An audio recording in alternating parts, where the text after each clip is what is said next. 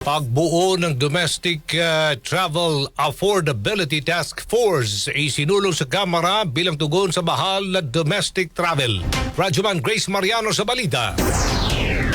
Iminungkahi ni Camarines Sur 3rd District Representative Nelson Legacion ang pagbuo ng Domestic Travel Affordability Task Force na siyang magbabantay at bubuo ng solusyon sa napakalaking gasto sa pagbiyahe sa loob ng Pilipinas. Sa kanyang privileged speech sa plenary session ng Kamara ay sinabi ni Legacion na ang task force ay bubuuin ng mga kaukulang ahensya ng pamahalaan tulad ng Department of Tourism, Department of Transportation, Aviation Regulators at Airport Operators.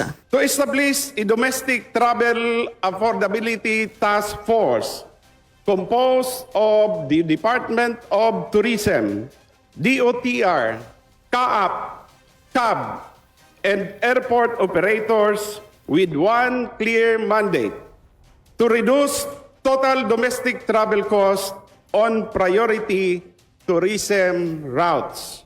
Dismayado si Legacion na mas mura pa ang pamasahe at iba pang gastusin sa pagbiyahe sa ibang mga bansa kumpara sa domestic travel, lalo na ang pamasahe sa eroplano. Babala ni Legacion kung mananatili ang mataas na domestic airfares ay tiyak na maapektuhan ang ating turismo. High domestic airfares are quietly pushing Filipinos to travel abroad instead of exploring our own islands.